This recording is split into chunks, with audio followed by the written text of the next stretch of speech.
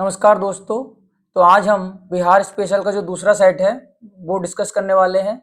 इसमें जो पहला क्वेश्चन है हमारा वो है पाटलिपुत्र के संस्थापक थे। इसका जो पहला ऑप्शन है ऑप्शन नंबर ए वो सही हो जाएगा उदयन। अगला क्वेश्चन देखते हैं, उदयन के बाद मगध साम्राज्य पर किस वंश का शासन स्थापित हुआ?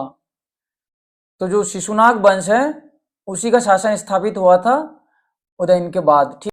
अगला क्वेश्चन है, किस मगध सम्राट ने स्वयं को एकराट कहा है?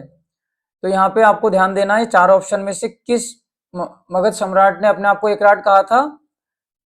तो जिसका ऑप्शन नंबर डी है वो सही हो जाएगा, महापद्मानंद ने अपने आप को एकराट कहा था। अगला क्वेश्चन देखते हैं, नंद वंश के पश्चात मगध पर किस राजवंश ने शासन किया? तो ये बहुत इंपॉर्टेंट क्वेश्चन है। बताइए, नंद वंश के बाद किसने मगध पर साम्राज्य किया? इसका ऑप्शन ए सही हो जाएगा, मौर्य वंश ने। ठीक है। अगला क्वेश्चन देखते हैं हम लोग, निम्नलिखित में से मगध का कौन सा राजा सिकंदर महान का समकालीन था? घनानंद है, घनानंद जो सिकंदर है उसके समकालीन था, यानी इसका जो ऑप्शन है वो ऑप्शन नंबर बी सही हो जाएगा। अगला क्वेश्चन देखते हैं, निम्नलिखित में से कौन नंद वंश का अंतिम शासक था? तो नंद वंश का जो अंतिम शासक था वो भी घनानंद था, यानी ऑप्शन ए सही हो जाएगा इसका, घनानंद। ठीक है। अगला क्वेश्चन देखते हैं हम लोग, मगध में मौर्य वंश के शासन की स्थापना किसने की थी? तो जो मौर्य वंश है उसकी स्थापना किसने की थी? चंद्रगुप्त मौर्य ने की थी, यानी ऑप्शन नंबर बी सही हो जाएगा, चंद्रगुप्त मौर्य ने। अगला क्वेश्चन देखते हैं, पाटलिपुत्र में स्थित चंद्रगुप्त का महल मुख्यतः बना था, तो किससे बना था? जो चंद्रगुप्त का महल है पाटलिपुत्र में वो मुख्यतः लकड़ी का बना था, यानी ऑप्शन नंबर सी सही हो जाएगा इसका। ठीक है। अगला क्वेश्चन देखते हैं, जिसके ग्रंथ में चंद्रगुप्त मौर्य का विशिष्ट रूप से वर्णन हुआ है वहां है, तो ये सभी को पता होगा, विशाखादत्त में।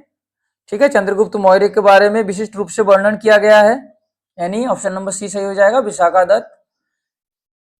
अगला क्वेश्चन देखते हैं, निम्नलिखित में से किस मौर्य राजा ने दक्कन की विजय की थी?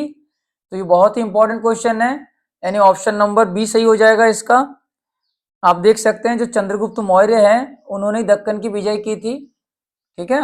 आगे चलते हैं। अगला क्वेश्चन है हमारा, कौटिल्य का अर्थशास्त्र कितने अधिकरणों में विभाजित है? तो जो कौटिल्य का जो अर्थशास्त्र है वो 15 अध्यायों में विभाजित है, इसका यानी ऑप्शन नंबर डी सही हो जाएगा, 15 अध्याय।